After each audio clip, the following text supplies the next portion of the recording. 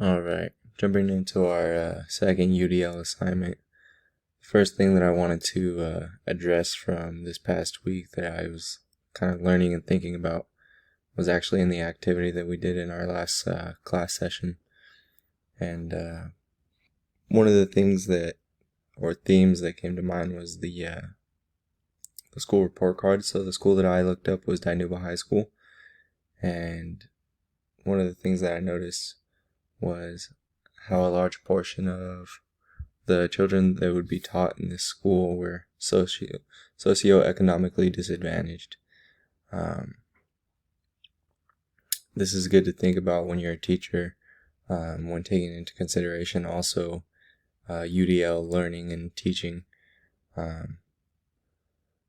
because it's good to know that your students are going to be socioeconomically disadvantaged, because that's going to change how you go about planning out your lesson plans and how you're going to teach that set of students.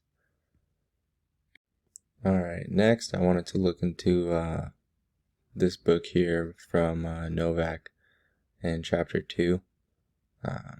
This was something that I kind of highlighted and thought was neat. I think it follows kind of the same theme when thinking about UDL learning. Just above here, it shows us how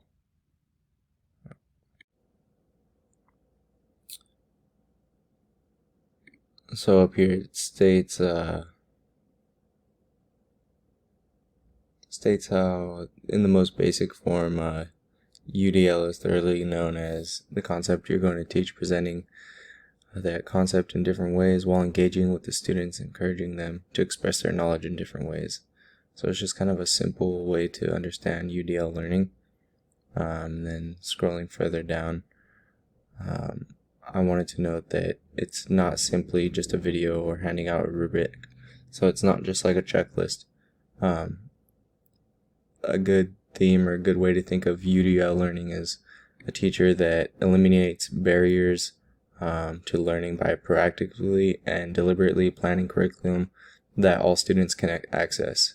So this goes hand in hand with this other idea that I was looking at, because the students that are disadvantaged, when using UDL learning, the teacher can find methods or ways to teach that can better help their specific students rather than more generalized.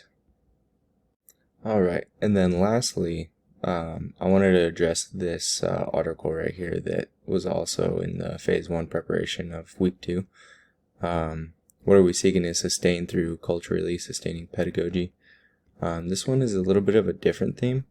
I liked this part right here. It says, in our work, we're committed to envisioning and enacting pedagogies that are not filtered through a lens of contempt or pity, but instead contending in complex ways with the rich and innovative linguistic, literate, and cultural practices. And I think this ties in because it's another way of looking at how we're going to be using UDL to adhere to different types of students, and how we really need to not limit ourselves in the ways that we teach. And altogether, I think the most important aspect of UDL learning is designing work for students in a way that really helps them learn and grow. So the last thing that we want to do is look at our students through a lens of contempt and pity and hold them back. We want to encourage our students and give them the best chance at learning that they could possibly have. And those were my 3 takeaways from this last week.